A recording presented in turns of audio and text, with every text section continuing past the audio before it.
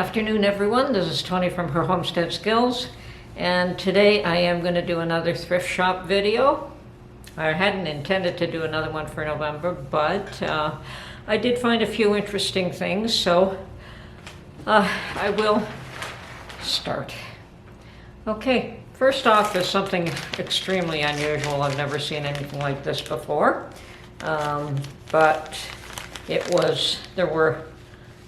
there was a box full of these, and they're all wrapped. I just cut the bag open, and what it is supposed to be a pastry shaper. So the idea is that you you roll your dough in a little ball and put it into your tart form, and I suspect that you plunge that and shape the pastry. I have no idea if it'll work, if it's just a complete waste of time, but it was only $1, so I thought, and brand new, and there was a box of these, so I thought it would be worthwhile to pick one up and see if it would work, because when I do make tarts, it is a little bit of effort to shape them and make them fit. So I thought, okay, well, we'll see if we can make something like this work.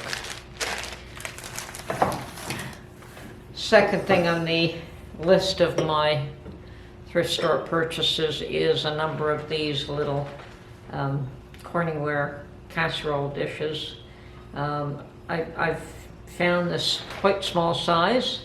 To me, that is a single serving casserole type meal, and I over a few days and over a week or two actually, I picked up everyone that not everyone, but a number of them that I saw that were in good shape, and left the ones that were scratched up badly inside or had too many marks. And I did end up with 6, which is quite nice, at $2 a piece. And I intend to make single serving meals in this, so that if Mark or I happen to just have to be alone and eat alone, or even if we just want whatever casserole that I've cooked up in this, or even split one in half, I just figured that they would be nice to prepare a meal and freeze it, and then be able to just heat it up and have it ready fairly quickly. So I have no idea what I'm going to make with these. I may make some sort of a meat pie. That thought came to mind, either a mincemeat pie or a steak and kidney pie. Might be a little bit large for that, but that doesn't mean they have to be full to the top. So we could use these and make them a size that is suitable for a meal. Okay, so to me those were quite nice. I like CorningWare. I don't know why I keep seeing a lot of CorningWare in thrift shops. I guess people buy it and don't like it, or have no use for them, or they're given as gifts and they don't use them. Okay, next item is actually not for me. My daughter was by a few days ago, and we sat around and talked for about an hour or two, and she noticed that I had some dessert crystal glasses, to be able to serve puddings or fruits in them, and she just thought they were really awesome. And she does have a lot of guests at this point in her life. I mean, she's doing what I did when I was younger, and having people over all the time. So I did find 11 of these lovely dessert type glasses, and crystal has gotten to the point where it's available in thrift shops for a reasonable price. And I mean, our mothers and grandmothers used to collect this, but it seems like the younger generation has no use for some of these nice fine quality things. But anyway, my daughter thought that she would like them. I snapped a picture of it and sent it to her, and told her that I found 11 of them, which is a good quantity all the same. And actually, apparently they came in 2 batches. One were crystal clear washed, and the other batch was cloudy. They weren't clean, but I did wash one of the cloudy ones, and yeah, they came out just as clean as the other ones. So they obviously were just sitting in somebody's cupboard for years without being washed.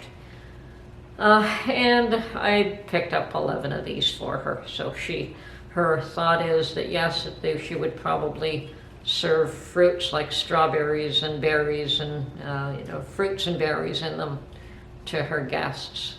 So yeah, they're perfect for that. And I have made puddings in the ones that I have, so quite lovely.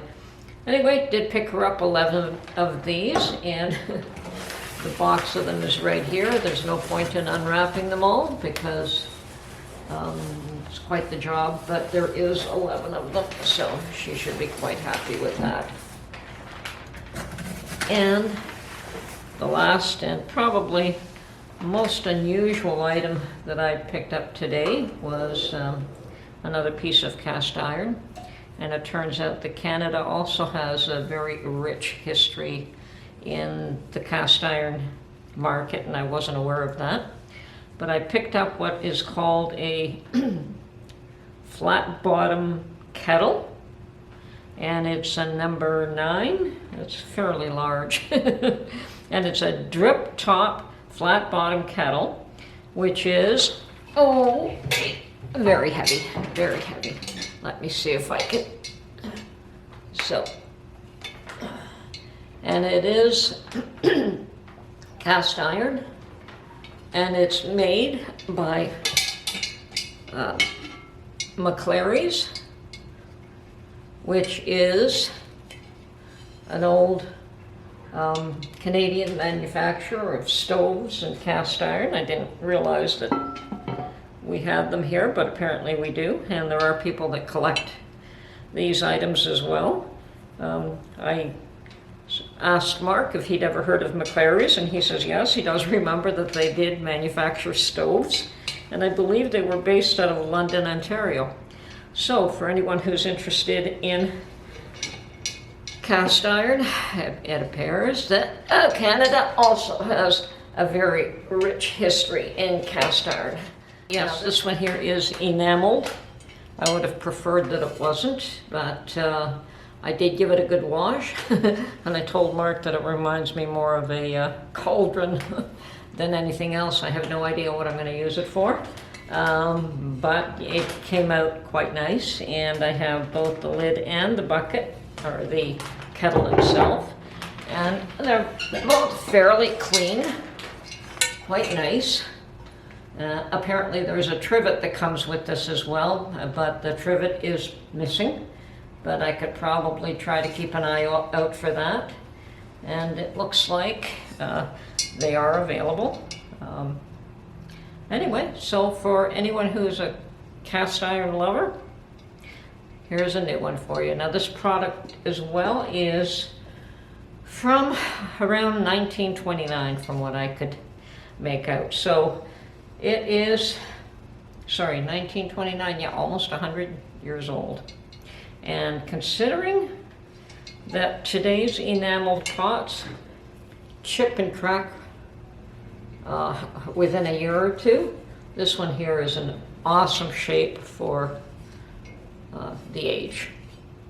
So yes, very interesting piece of cast iron. Okay, that is my thrift store purchases for this week, and perhaps for the balance of the month.